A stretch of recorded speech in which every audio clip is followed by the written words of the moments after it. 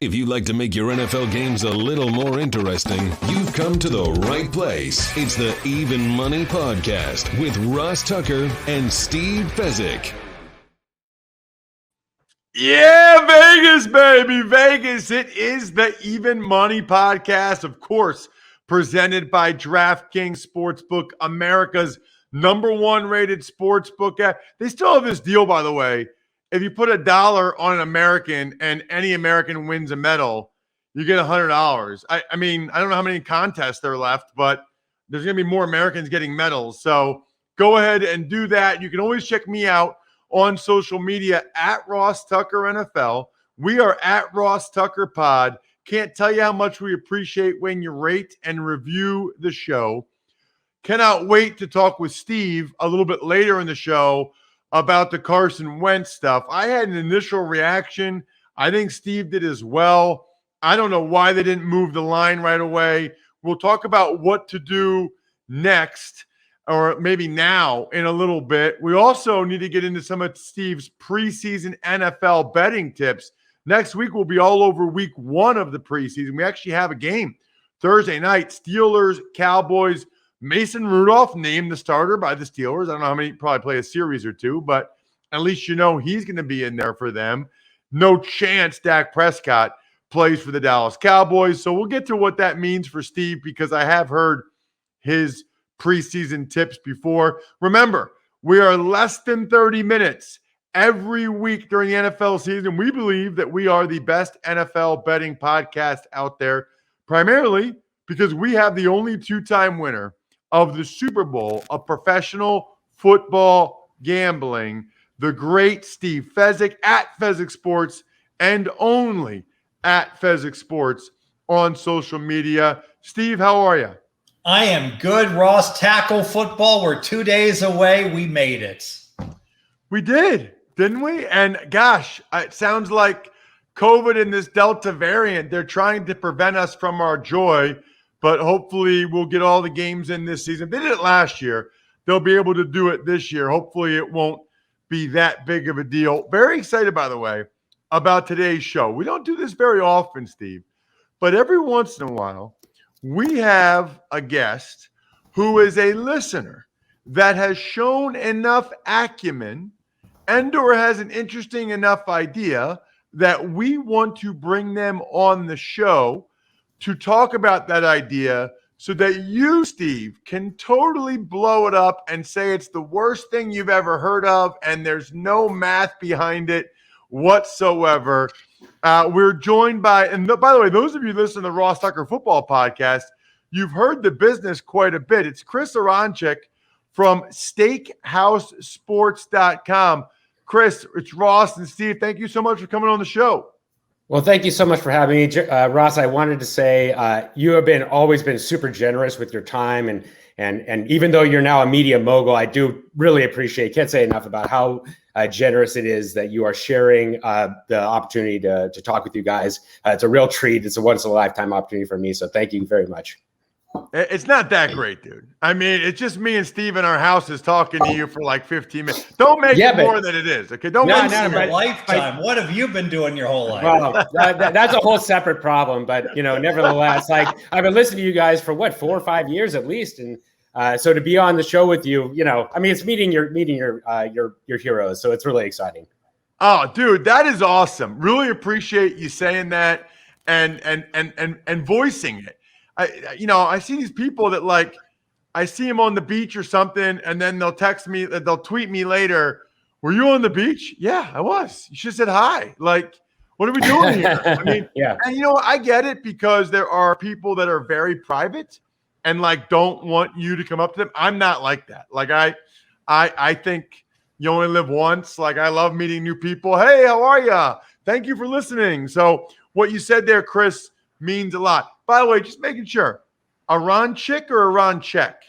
It's actually Aronochick, believe it or not. Even though it's spelled the other way. Believe it or not, there's actually somebody in Philadelphia. Our family is from Philadelphia, as a matter of fact, so they emigrated over and they from Ukraine. So it's Aronochick was the original spelling or set pronunciation, and then when they emigrated, it became Aronochick. So spelling wise. Yeah, so that's how I kind of knew that, which is why I clarified. I kind of knew a lot of people that are ICK are actually X. So look at you're Steve, on did it. you know You're that? on You it. didn't even know that, did you, Steve?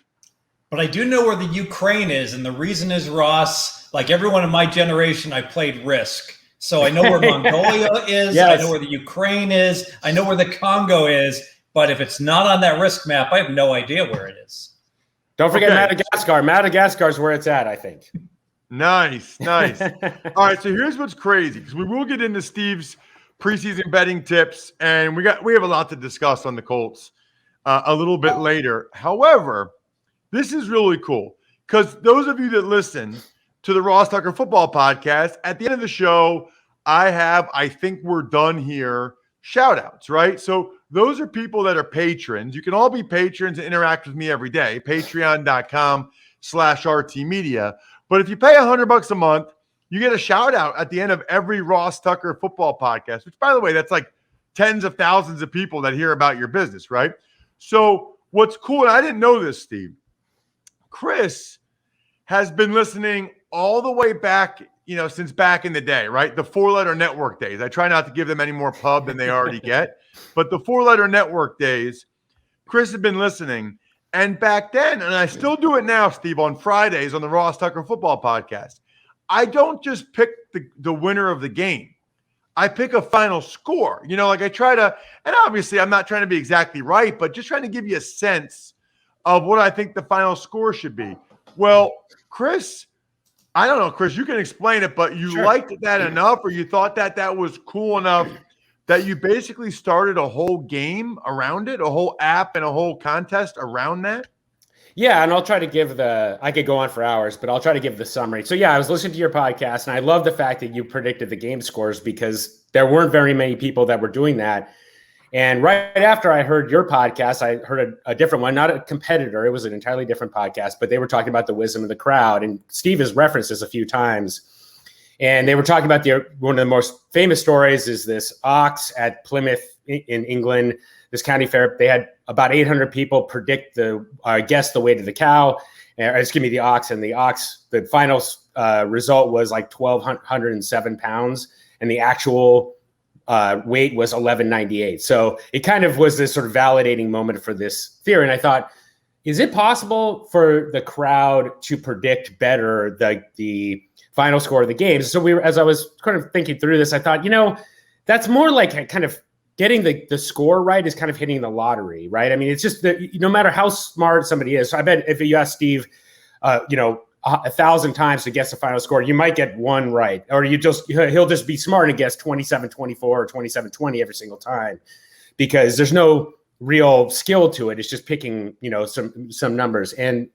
But that evolved into this idea that, so right there, by the way, when you make a final score prediction, though, what's interesting to me is that you're actually making 7 predictions at once. You're predicting the winner, you're predicting who's going to cover the spread, and you're predicting the over-under, but you're also predicting these exact numbers. And so that's how we developed this game, where you are scored.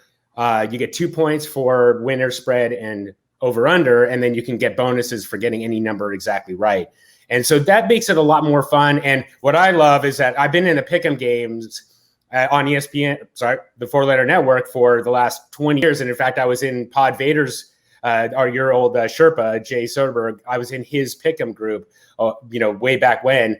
And you have so many bad beats. It seemed like every week there was a bad beat, or you'd wake up, at 10:30 Pacific time and realize that like 3 of your picks are already in the toilet. But if you're making 3 predictions plus these bonuses, you can still have a really good prediction. And even though you get the spread totally wrong. So we think it's a more fun game, and we think it's a more interesting game. But that kind of led to this idea of like applying the crowd wisdom to these other lines. So I can keep going into that if you like. Yeah. So, okay.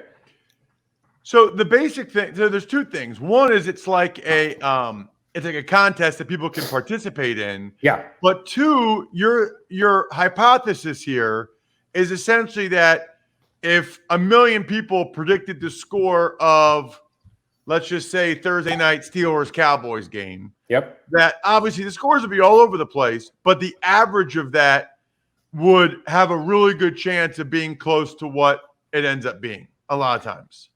Not exactly. So, and this is important, I think, just to make sure it's clear. Like, we're not trying to get the final score right, but what you're really measuring is I think the closer question is going to be about whether there's value in the betting lines, and that's kind of what we're trying to figure out. So, so basically, the final score might not be anywhere close to what the final result is.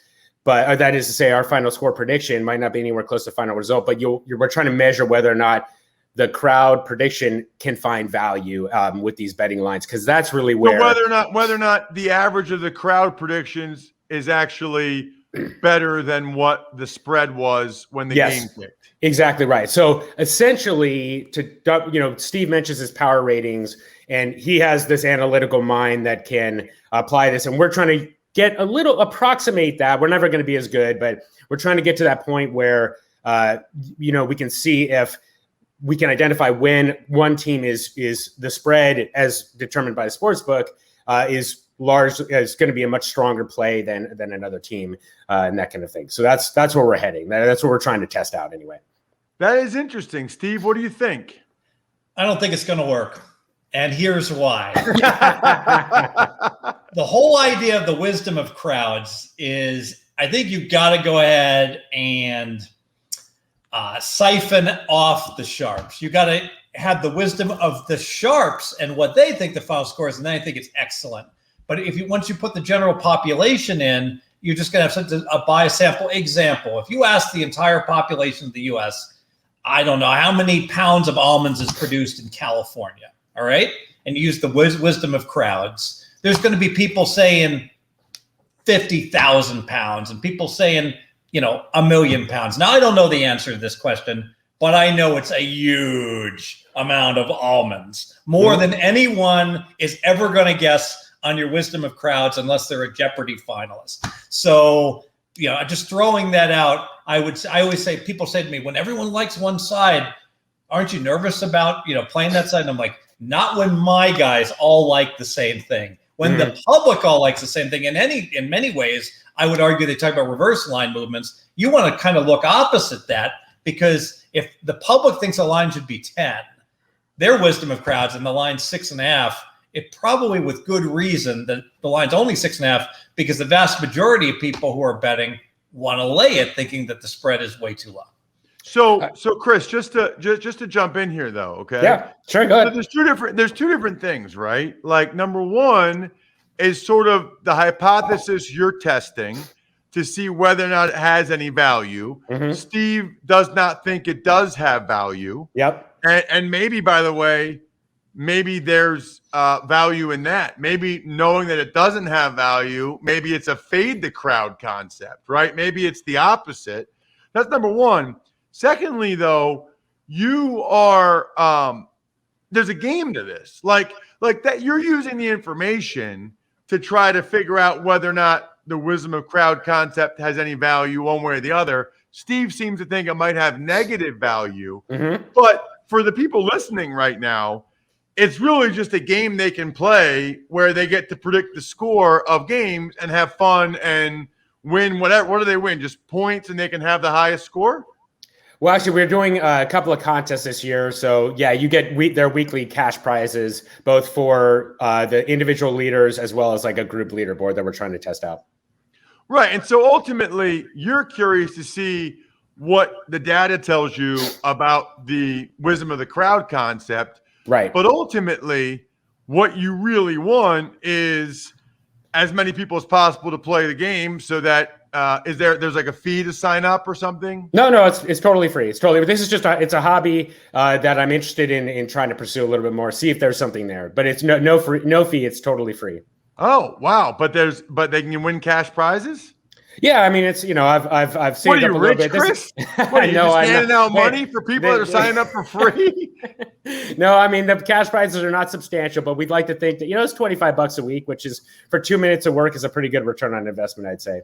By the way, Steve, I just off the top of my head, I think about 1.59 billion pounds of almonds are harvested per year in California. I think. I'm not sure. So think about that, 1.59 billion.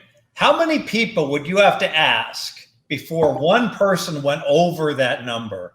I'm going to say it's, unless you're in an agricultural seminar or a nuts seminar, you're going to have a lot of trouble finding anyone. Okay, so do you mind if I just say one quick thing, if that's all right? So Sure. About that. So Steve, I believe, is totally right, and in fact, one of the areas that I feel like the crowd wisdom that currently is available when it comes to betting is you just know where the tickets are, and you can know where the money is, but there's no quantifiable number there. So whereas, for example, Steve's power ratings, those are 100% quantifiable, right? You say the Raiders are 7 points worse or 12 points or 50 points worse this year than the Chiefs or whatever it is. And if the spread is off of that, that's a quantifiable number, but we don't have any information about the public money, like what, we don't know anybody about anything about the people that are betting. And we also, it's a binary, right? Which side are you betting on? So the point is that there's not as much information there. So, but Steve, I get your point, and believe me, I love hearing when people challenge the idea, because it makes me, do I have to go back to the drawing board? But anyway, that's the first thing. But the other component is that what we hope to do is that if we get enough users, we will be able to start to segment out our groups and say, okay, here are the people that are best at predicting against the spread, and here's what this segment of users say. And that's where we're really trying to get to. That would be, if we had 1,000 users or something like that. Unfortunately, it's just been friends and family, so we're like 25, 50 people. But if we can get to, this larger number, then you will be able to say, okay, the expert spread predictors predict this. And then you get a little bit closer to understanding like who the sharps are. And also you could have people that are very good at picking the spread and not good at picking the total. That's what we've seen in the past, and vice versa. So we do feel like there's opportunities to identify those two segments and start to put together. Maybe we would break out not the crowd wisdom in general, but like, here's our top 10 percentile for each of these, and here's what their predictions look like. So I agree with Steve for sure. And when you see those, I was going to ask about reverse line movements, Steve. When you see a reverse line movement, do you think that's a bit of a tell that you see money pouring in on one side, but the line moving the other direction, that the sportsbook are saying this is where the sharp money's going? Oh, absolutely. I mean, it has to be. And it makes sense. If we operate our own sportsbook, what do we care that all these losers are betting and laying 10 on a game when we've got our guy rated A, he beats us every year, and he's taken 10? Yeah. Clearly, that's the right side.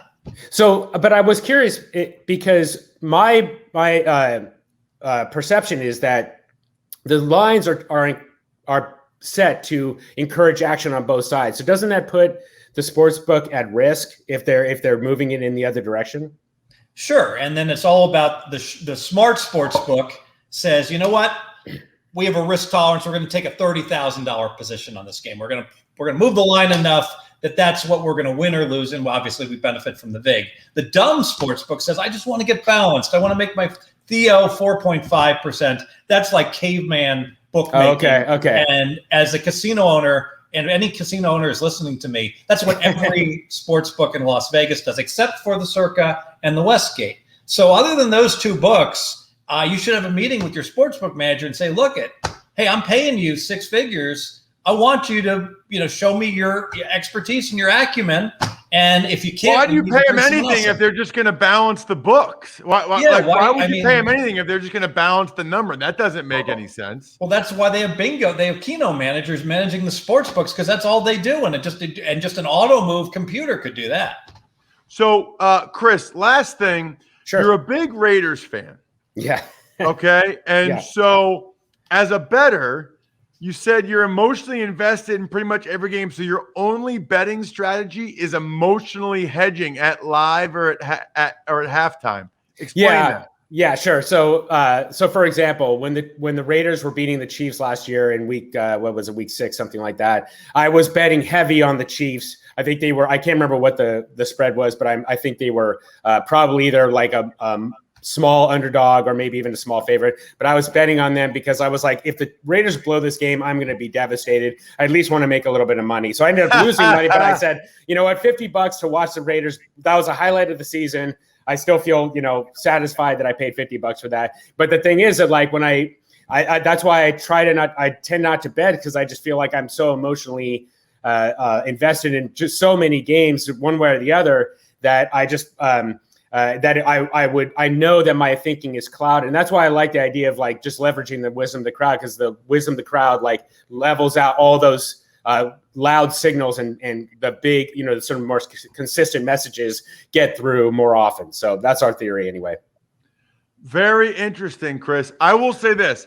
I always pick who I think is going to win the game, obviously. Mm-hmm. But if I think it's a true toss-up, if I think it's truly 50-50 and I can't decide, I will do sort of the emotional hedge, and I'll pick the team I don't want to win. Right. That way I'm either right or I'm happy. Yeah. Chris, you're the man. SteakhouseSports.com. STAKE, like you have a stake in something. Yep. SteakhouseSports.com.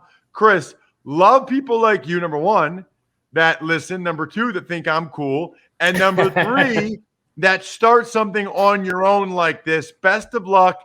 Thank you so much for coming on the show. All right. Thanks, you guys. It was a real pleasure. Thank you, Chris. There he is. Chris Aronchick right there, even though it's ICK. Steve, it's not easy to start something. I love entrepreneurs. I love guys that have theories and try to test them. And I think it's interesting. I think that they will be able to derive some data from that if they get enough people do it. I just don't know what that data will be. Yeah, and the challenge always is that in any one year, the person that wins is not – it really isn't predictive. It's like the World Series of Poker. Imagine if they only played for 3 hours. That essentially would be one NFL season. And so the chip leader after 3 hours is usually just a recreational player. You need a whole lot of data to finally determine who indeed is really good at this sports betting thing. All right, Steve, let's get into the Colts here. And before we do, I should mention, speaking of listeners and participating, we have two different things going on right now. If you want to get into DraftKings Best Ball draft in August against me and Joe Dolan, just take advantage of any of our sponsors, any of them on the sponsor page at rosstucker.com. And email me, ross@rosstucker.com, and say, Ross, I want to take you down to Chinatown on the DraftKings Best Ball Draft. Let me in. And then we also have a season-long league. And there's only one way to get into the season-long redraft league. Go to fantrax.com/Ross, because that's who we're going to use for the season-long league. You know why? Because it's fully customizable. I can get rid of defenses. I can get rid of kickers. I can make the league exactly how I want. So if you want the season-long league for every single week, fantrax.com/Ross. That's how you get into it. Okay, let's get to the Carson Wentz thing, Steve. I wrote about it this week in my column for DK Nation. You and I are sharing a brain here. I mean, my first thought when the information came out about Wentz's foot, whether he was going to try to rehab it or not, as soon as I heard that he was even debating surgery or trying to rest and rehab, all I could think about, Steve, was under 9.5, under, right? Exactly. And literally, it's Friday. It's 11:30 a.m. when I get the news, and I'm in a panic. I'm like, oh, my God, we got a quarterback that's fragile. He's missed 3 to 4 games on average over his career. He's already hurt. Brand new club, integration with the club, no backup quarterback, Jacob Eason. This number has to move. It has to move significantly. The Colts were lined at 9.7. And I'm like, it doesn't surprise me. It's off the board in most places. And then I see a few places still have 9.5. And I'm like, oh, that's not going to last. But I'll try to grab a little piece of it. Nope. I bet it. I bet it again. I bet it again. I bet it again. And then I bet it again. And it stayed 9.5. I went into my national show and I gave it out. I said, this is the dumbest line I've ever seen. I don't know why it's still being hung at 9.5. You got to play under, because if Easton had to go, you're looking at maybe 7.5 wins being the right total. And best case scenario, if Wentz came back, played week 1, and he was at 90%, he was already banged up, maybe the number should be under 9. I'd say it probably should be 9 at that point. That's best case scenario. And yet I'm listening to the media. Then I'm like, why isn't this number crashing? I listen to all the other media, and I get this whole don't overreact. Remember, we had the situation with the Jeopardy host guy, and he was supposed to retire, and he came back, and they're totally missing the mark. Quarterback is king in the NFL. It's a 4.5 point downgrade to go to Jacob Eason. And even if you have to stick with Wentz, even if you can't stick with Wentz, he's injured.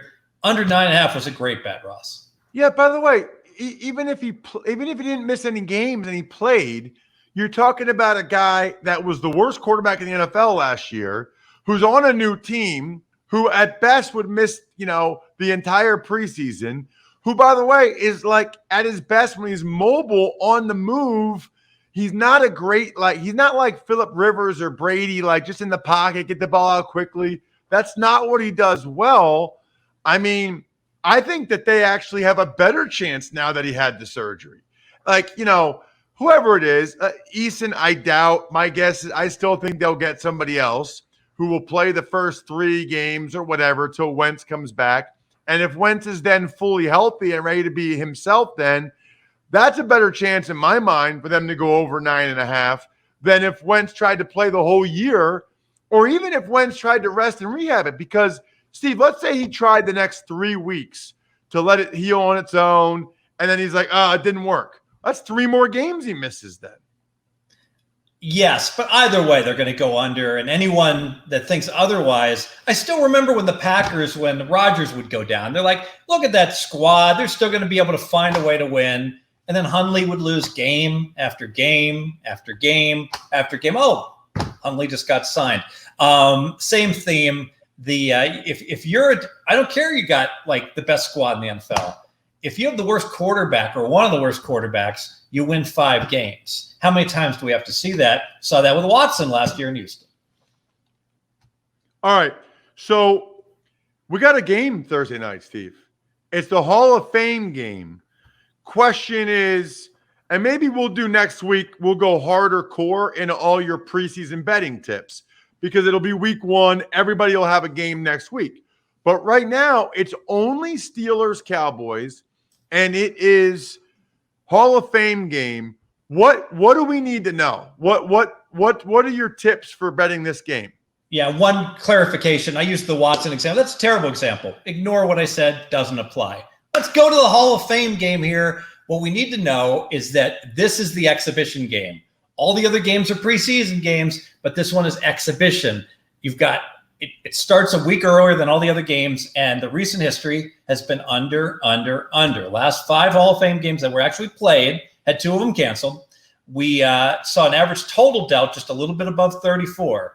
Average number of points scored, 28, Ross. So a full touchdown below what the odds makers set the number at. This is a snoozer. This is a game you don't want to get anybody injured. And frankly, if you look at the Pittsburgh Steelers under their coach, he has gone under a little over 60% of all his preseason games over his career. So you've got 2 nice trends there of the past that support the under. It's currently sitting at 33. I could only support under 33 as the way to bet the Hall of Fame game.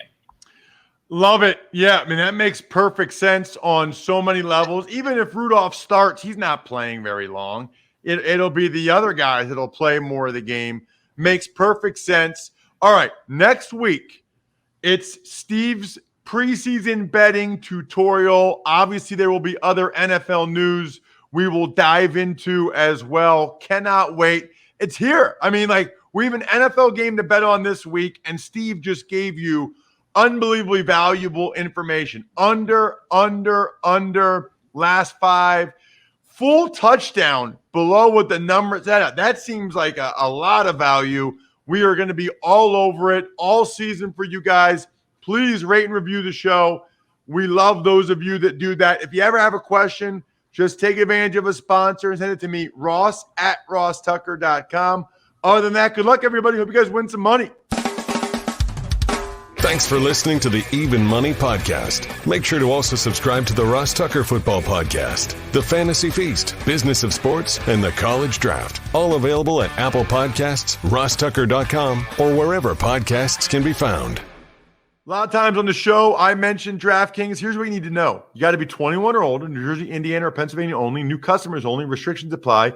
See DraftKings.com/sportsbook for details. Gambling problem, call 1-800-GAMBLER, or in Indiana, 1-800-9-WITH-IT. By the way, if what I was talking about included a deposit bonus, doesn't always, sometimes it does. Deposit bonus requires 25 times playthrough, and deposit bonuses are paid out in site credit.